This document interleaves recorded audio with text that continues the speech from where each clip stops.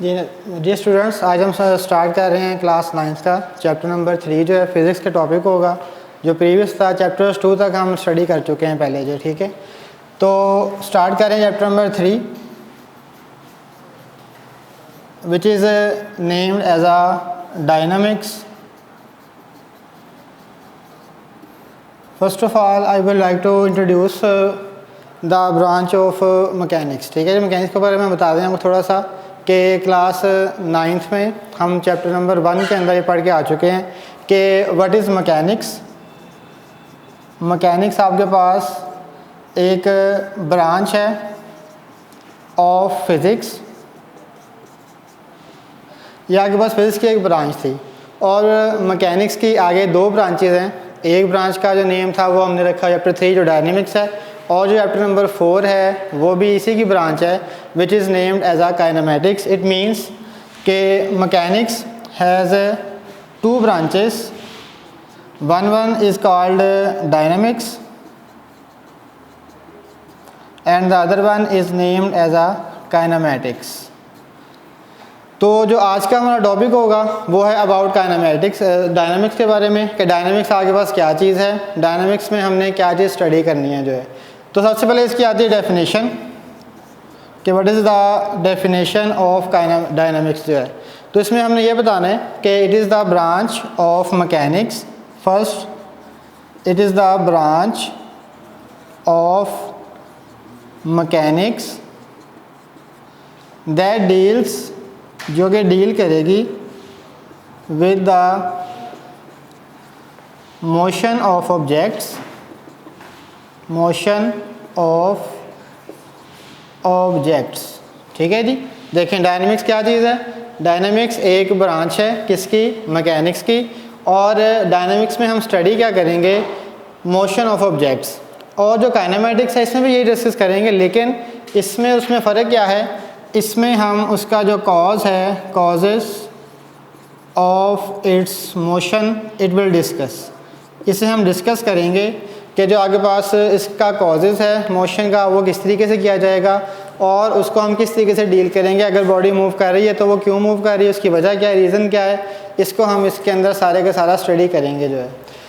अच्छा, इसके एग्जांपल लेते हैं कि लेट अस सपोज के कोई एग्जांपल दें जिसमें हम डायनामिक्स को ज़्यादा क्लियर करवा सकें कि व्हाट इज़ डायनामिक्स, डायनामिक्स क्या चीज़ है। इसके लिए हमने बताना है कि बॉडी क्या कर रही है, मूव कर रही है। अगर बॉडी मूव कर रही है इट मीन्स कि उसके ऊपर कुछ चीज़ लग रही है, कोई एप्लीकेशंस लग रही हैं, कोई फिज़िकल क्वांटिटीज़ लग रही हैं। वो जो फिज़िकल क्वांटिटीज़ फर्स्ट करते हैं a moving car, a moving car जो है, ये आगे उसकी एग्जांपल हो जाएगी जो है, ठीक है। कोई भी अगर हम क्या करें, walk on a ground, walk on a ground, ये सारी की सारी आपके पास क्या हैं, एग्जांपल्स हैं किसकी, डायनामिक्स की जो है। अच्छा, इसी अब डायनामिक्स से हमने आगे बताया कि बॉडी को अगर हमने मूव करवाना है, अगर बॉडी को रोकना है, उसके लिए कुछ हमें फिज़िकल क्वांटिटीज़ की रिक्वायरमेंट होगी। वो फिज़िकल क्वांटिटीज़ कौन कौन सी होंगी, उन फिज़िकल क्वांटिटीज़ को बेटा हम यहाँ पे ऐसे डिस्कस करते हैं।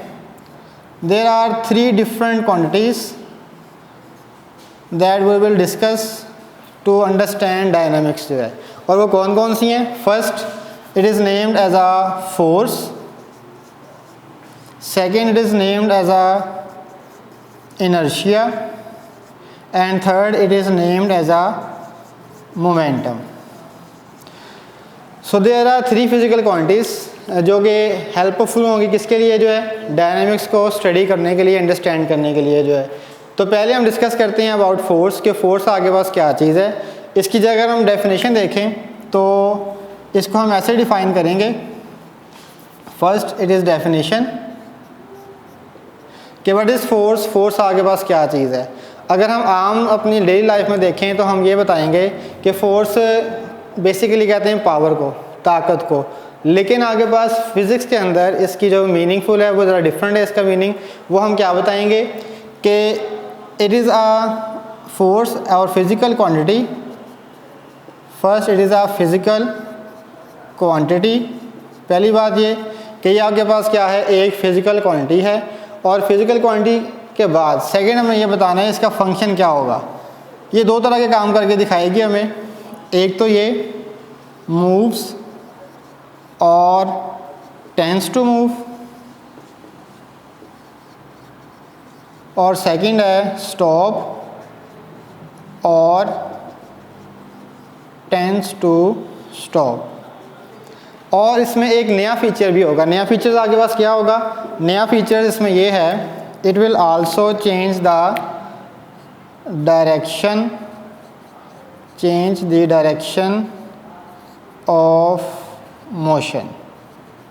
कि ये आपके पास क्या कर सकते हैं, हमें चेंज डायरेक्शन ऑफ मोशन भी हम इसमें बता सकते हैं कि फोर्स आपके पास एक ऐसी फिजिकल क्वांटिटी है जो बॉडी को मूव करवाने के लिए या बॉडी को रोकने के लिए या उसकी डायरेक्शन को चेंज करने के लिए इस्तेमाल की जाती है। ऐसी फिजिकल क्वांटिटी का नेम क्या है? फोर्स जो है। फिर जब अब फिज़िक्स पढ़ रहे हैं तो फिज़िक्स में बेटा जी सिर्फ उसकी डेफिनेशन क्लियर नहीं होती, डेफिनेशन के साथ आपको उसका सिंबल, उसका कोई फार्मूला, कोई क्वांटिटी, कोई डायरेक्शन, ये भी चीज़ें साथ में एक्सप्लेन करनी पड़ती हैं।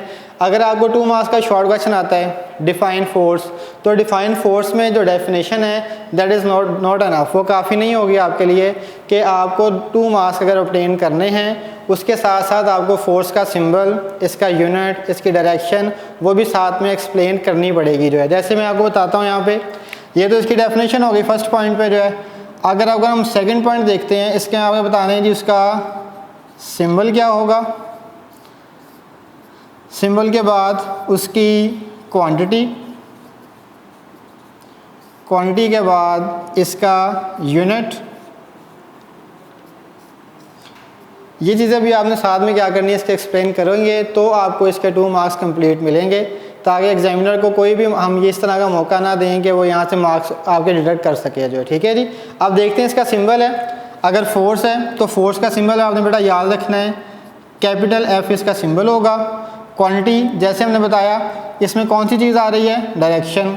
और जिसमें डायरेक्शन चीज़ आई है, हम चैप्टर 2 में पढ़ के आ चुके हैं कि जिस चीज़ में डायरेक्शन इन्वॉल्व होती है that quantity is called vector quantity जो है, उसको हम कौन सा कहेंगे? वेक्टर क्वांटिटी कहेंगे। फिर आगे आता है कि इसका यूनिट क्या है। यूनिट बेटा जी हमने पढ़ा था चैप्टर 1 के अंदर कि there are 2 types of units, one is called unit and the other one is called SI unit. हर क्वांटिटी के यूनिट्स भी होते हैं और उसके ऐसे यूनिट्स भी होते हैं जो है। अगर फ़र्ज़ किया जाए कि आपके पास फोर्स है, फोर्स का जो यूनिट है वो हम आमतौर पे लिखते हैं जी किलोग्राम मीटर पर सेकंड स्क्वायर, इसका ये तो यूनिट हो गया। फिर ऐसे यूनिट क्या है? इसका जो ऐसे यूनिट है वो है newton, which is symbol as a capital N जो है। अब आपके पास 2 मार्क्स के जो शॉर्ट क्वेश्चन है वो कंप्लीट होगा। दोबारा देख लो ज़रा फोर्स के बारे में। अगर आपको क्वेश्चन आता है डिफाइन फोर्स, तो डेफिनेशन आपने लिख के ख़त्म, अक्सर बच्चे यही करते हैं, डेफिनेशन लिखते हैं और उसके बाद ख़त्म कर देते हैं। आपने डेफिनेशन के साथ साथ उसका सिंबल भी लिखना है, उसकी क्वांटिटी भी लिखनी है, उसका यूनिट भी लिखना है और उसका SI यूनिट भी लिखना है, तो आपको उसके 2 मार्क्स कंप्लीट ऑब्टेन होंगे जो है। ठीक है जी। इसके बाद ये आपके पास एक क्वांटिटी थी। अब हम सेकंड क्वांटिटी को डिस्कस करते हैं, दैट इज़ इनर्शिया, जो कि इनर्शिया के बारे में है। अच्छा जी, इनर्शिया को बेटा हम ऐसे बताते हैं कि सबसे पहले साइंटिस्ट था which is named as a Galileo. It was a scientist, एक साइंटिस्ट था जिसका जो नेम था वो था जी गैलीलियो। इसने हमें ये बताया कि जो हैवी ऑब्जेक्ट्स हैं और जो लाइटर ऑब्जेक्ट्स हैं इसके बारे में क्या रिलेशन है हमारे पास। तो हमने उसको, इसने ये बताया, इसने कहा कि अगर आपके पास हैवियर ऑब्जेक्ट्स हैं या आपके पास क्या हैं जिसमें लाइटर ऑब्जेक्ट्स हैं, लाइटर ऑब्जेक्ट्स, अगर तो हैवियर ऑब्जेक्ट्स हैं it is difficult to stop heavier objects, अगर लाइटर ऑब्जेक्ट्स हैं it is easy to stop lighter objects जो है। फिर इसी की बात को आगे फर्दर एक और साइंटिस्ट उसने कंट्रीब्यूट किया है इसके बारे में, another scientist which is also named as a father of physics. और बच्चों उसका नाम हर कोई जानता है जी, उसका नाम है आइजैक न्यूटन। Isaac Newton. इसने हमें यही बात, इसी की बात को उसने गलत नहीं कहा, उसने कहा इसी की बात को हम मज़ीद फर्दर जो है डिस्क्राइब करते हैं। हमने ये डिस्क्राइब किया कि जो आइजैक न्यूटन है इसने हमें बताया कि गैलीलियो ने जो बताया था वो बातें ठीक थी, लेकिन उसकी जो आगे फर्दर आगे पास क्या एप्लीकेशंस बनती हैं, उसने ये बताया कि ये जो इस तरह का बिहेवियर है, इस प्रॉपर्टी का उसने नाम क्या रखा, it is named as a inertia. उसने कहा कि अगर एक बॉडी ऐसा बिहेव करती है तो इसके बिहेवियर की वजह क्या है, रीज़न क्या है, उस रीज़न की जो प्रॉपर्टी का नाम रखा that is named as inertia, उस इनर्शिया का नाम रखा। अब हम एक्सप्लेन करते हैं व्हाट इज़ इनर्शिया, इनर्शिया क्या है। ये हमें बताया न्यूटन ने, उसने हमें ये बताया कि इनर्शिया आपके पास एक ऐसी प्रॉपर्टी है of a body. First thing हम इसके बारे में बेटा ये आपको बताएंगे कि it is the property of a body. ये बॉडी के आपके पास क्या एक प्रॉपर्टी होती है जो हर बॉडी की अपनी होगी, जो क्या करने के लिए यूज़ की जाती है, टू रेजिस्ट एनी चेंज, जो अपनी चेंज को रेजिस्ट करने के लिए क्या की जाएगी, यूज़ की जाएगी जो है। अब उसने चेंज किससे करना है, चेंज बेटा दो तरह का हो सकता है, या तो मोशन का या रेस्ट का। अब इसको हम कंबाइन करके बताते हैं आपको कि आपके पास कंबाइन जब किया जाता है इन तीन भी, मैंने डिफरेंट पार्ट्स में इसको लिखा कि इनर्शिया क्या है, it is a property of a body, जो क्या करती है अपनी चेंज को रेजिस्ट करती है, और क्या करने के लिए रेजिस्ट करती है, मोशन और रेस्ट को जो है।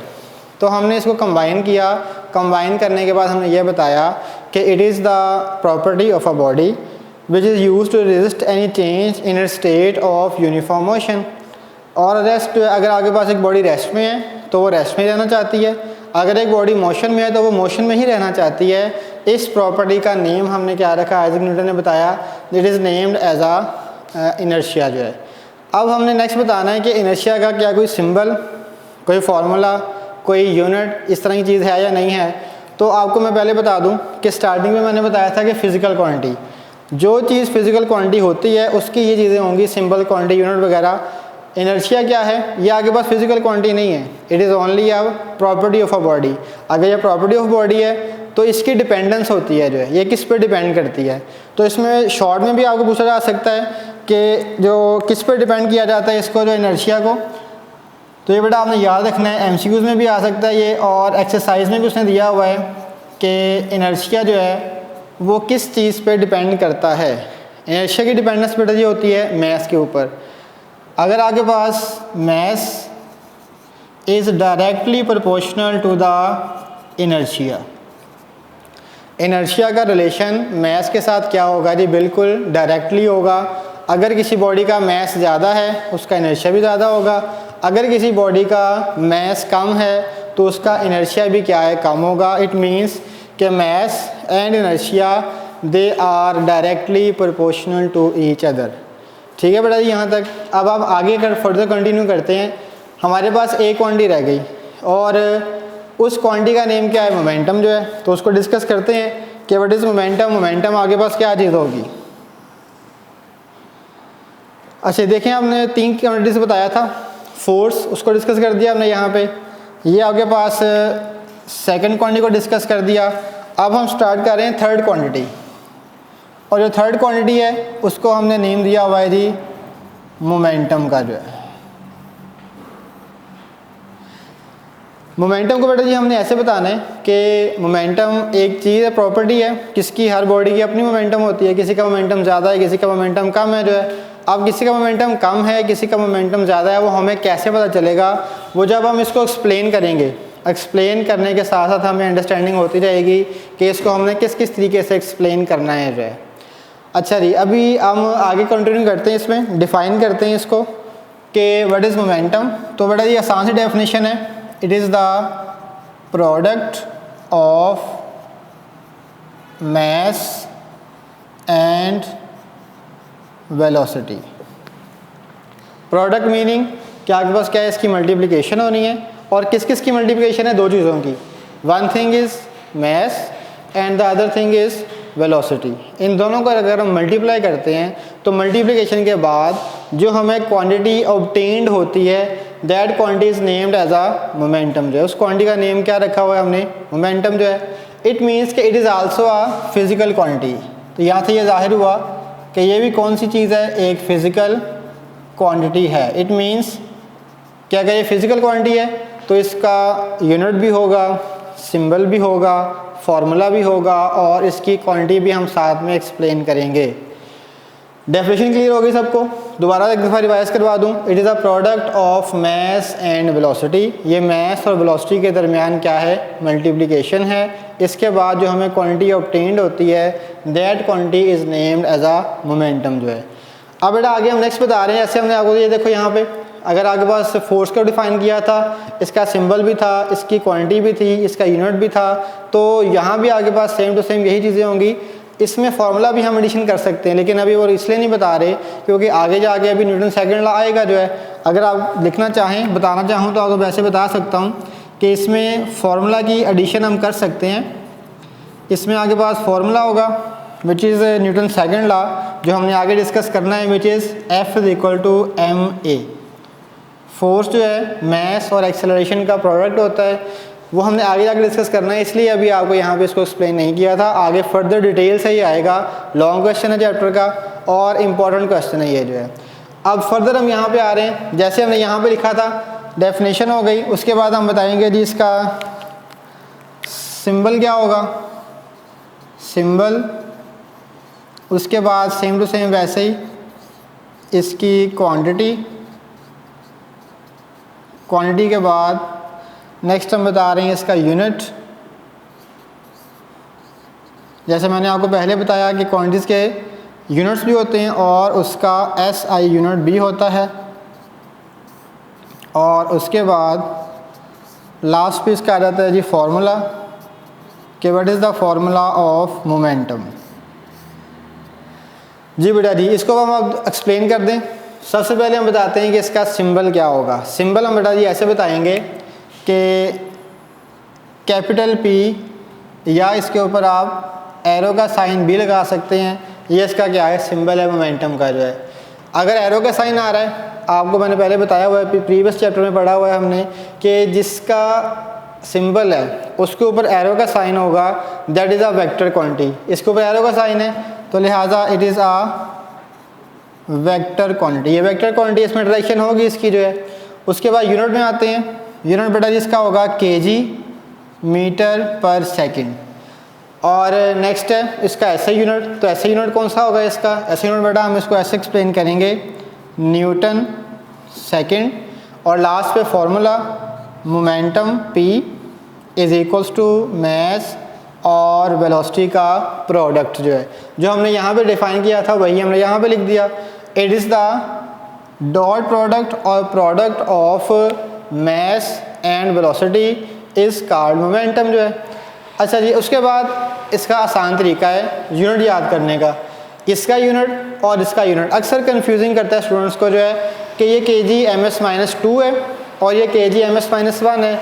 इसको याद करने का तरीकाकार क्या है? आपने इन दोनों क्वांटिटीज़ के जो सिंबल्स, जो फार्मूलाज हैं, वो फार्मूलाज याद रखने हैं आपने। अगर फार्मूलाज आपको याद हैं तो फार्मूला की मदद से आप आसानी से इसके यूनिट्स याद कर सकते हैं। जैसे फॉर एग्जांपल ये आपके पास क्या है जी? फार्मूला फोर्स का। मैस है तो मैस का यूनिट क्या होगा? kg।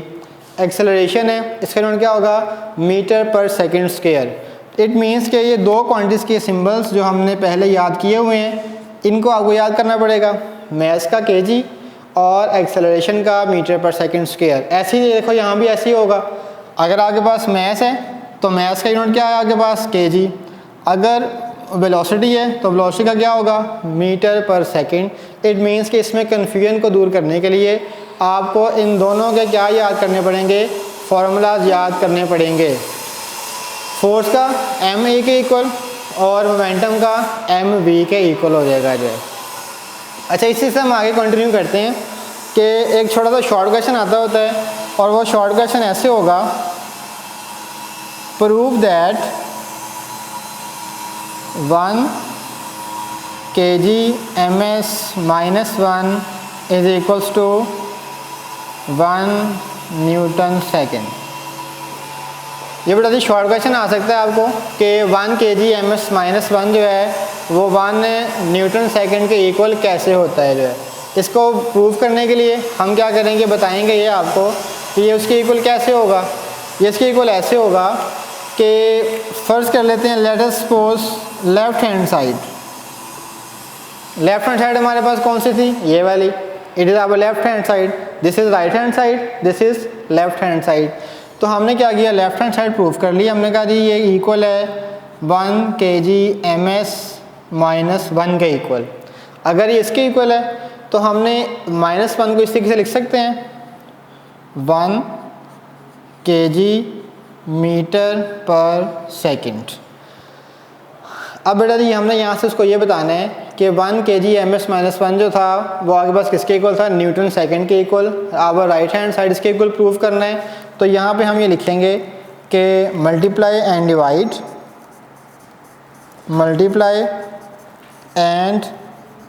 Divided by seconds on both sides. दोनों तरफ हम क्या करेंगे, इससे मल्टीप्लाई भी करेंगे और डिवाइड भी करेंगे। जब हम इसको मल्टीप्लाई भी करेंगे और डिवाइड भी करेंगे तो इस तरीके का आंसर आएगा इसका 1 kg/m/s। ये s से मल्टीप्लाई भी कर दिया और ये s से डिवाइड भी कर दिया। अब यहाँ पे अगर हम अक्सर स्टूडेंट्स के माइंड में ये बात आती है कि इस s को इस s से कटिंग कर दें, अगर हमने कटिंग कर दी फिर तो कोई हमें फ़ायदा ही नहीं हुआ, फिर तो दोबारा क्या चीज़ बन जाएगी, वही जो पहले बनी हुई थी kg/ms -1 जो है, ठीक है। इसलिए हम इसको कटिंग नहीं करेंगे, यहाँ पे हमें अपना रिक्वायर्ड आंसर चाहिए। तो रिक्वायर्ड आंसर के लिए तो हम ये सब कुछ कर रहे हैं, इसको हम आगे फर्दर कंटिन्यू ऐसे करेंगे, it is 1 kg/m, this s and this s they are multiplying, it will become s², और ये वाला s वैसे का वैसे आ जाएगा। अब kg/ms -2 1 kg/ms -2 multiply by s।